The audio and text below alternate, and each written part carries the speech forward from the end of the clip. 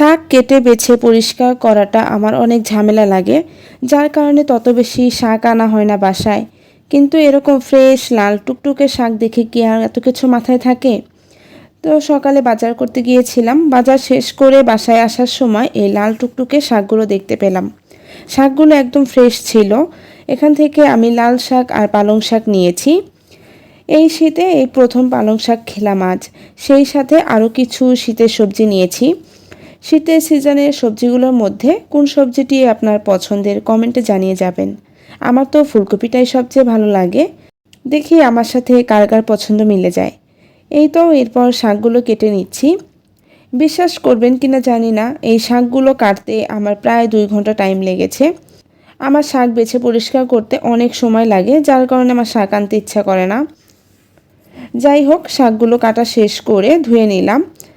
আজকে লাল শাক ভাজি করব আর চিংড়ি মাছ দিয়ে পালং শাক রান্না করব। চিংড়ি মাছ দিয়ে পালং শাকের এই তরকারিটা আমার বাসার সবাই খুব পছন্দ করে। ছোট চিংড়ি দিয়ে রান্না করলে এটা আরও অনেক বেশি মজার হয়।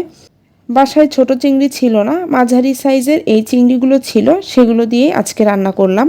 শাক রান্নার জন্য কড়াইয়ে তেলের মধ্যে পেঁয়াজ আর কাঁচামরিচ ভেজে নিয়েছি। এরপর চিংড়ি মাছগুলো ভেজে নিয়েছি। তারপর এর মধ্যে দিয়েছিলাম একটু রসুন বাটা, হলুদ গুঁড়া, মরিচ গুঁড়া, ধনিয়া গুঁড়া আর লবণ।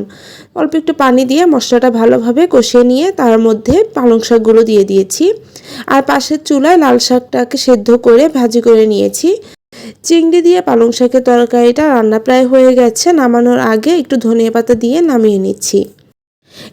এই ছিল আজকে রান্নাবান্নার ছোট্ট একটা ভিডিও। আজকের ভিডিওটা এই পর্যন্তই। সবাই ভালো থাকবেন। আল্লাহ হাফেজ।